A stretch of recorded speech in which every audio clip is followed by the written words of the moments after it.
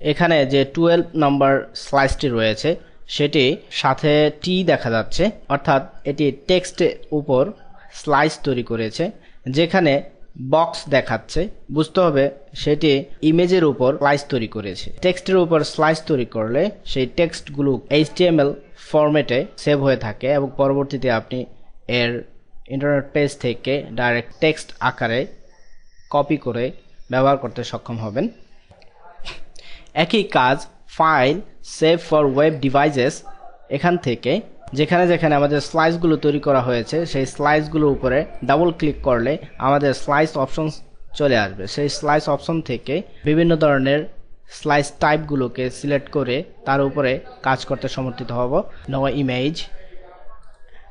Image এবং HTML text, এই 3 প্রকার স্লাইস অপশন আমরা ইতিমধ্যেই ব্যবহার করেছি। অবজেক্ট থেকে ডুপ্লিকেট স্লাইসটিকে ডুপ্লিকেট করার জন্য ডুপ্লিকেট স্লাইস। যদি আমরা স্লাইসটিকে লক করতে চাই তাহলে লক স্লাইসেস। কোনো স্লাইসকে আমরা সিলেক্ট করতে পারবো না, এখানে যে সিলেকশন টুলটি রয়েছে স্লাইস সিলেকশন টুল, এর সাহায্যে কোনো কিছুকেই লক করা সম্ভব না।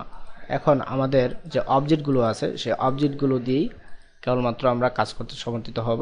আপনি ইচ্ছা করলে এখান থেকে হাইড স্লাইসগুলোকে হাইড করেও ব্যবহার করতে পারেন। একবার স্লাইস তৈরি হয়ে গেলে সেই স্লাইসগুলোকে আবার কিভাবে ডিলিট করবেন, ডিলিট করার জন্য স্লাইসগুলোকে আগে খুলে নেব।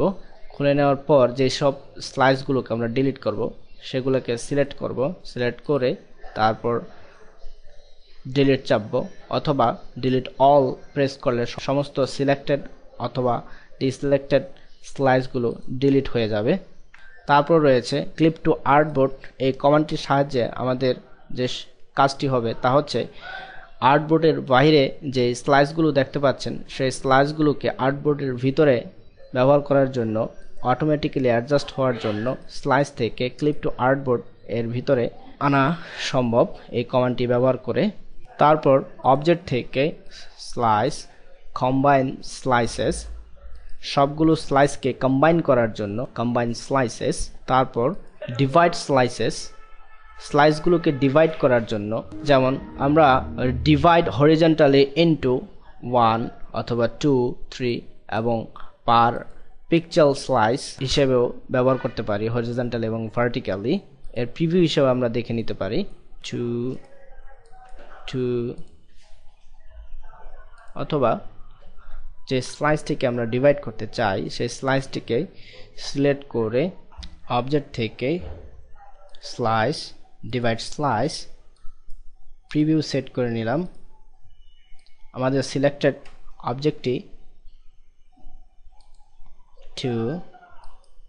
2 আপনারা এখানে দেখতে পাচ্ছেন এই অবজেক্টটি সিলেক্টেড অবস্থায় ছিল এবং এটি ডিভাইড হচ্ছে। ডিভাইড করার পূর্বে আমাদের একটি বিষয় জেনে রাখতে হবে যে কোনো প্রকার অবজেক্ট সিলেক্টেড অবস্থায় থাকলে হবে না, সেক্ষেত্রে আমাদের শুধুমাত্র স্লাইসটি সিলেক্টেড অবস্থায় রাখতে হবে।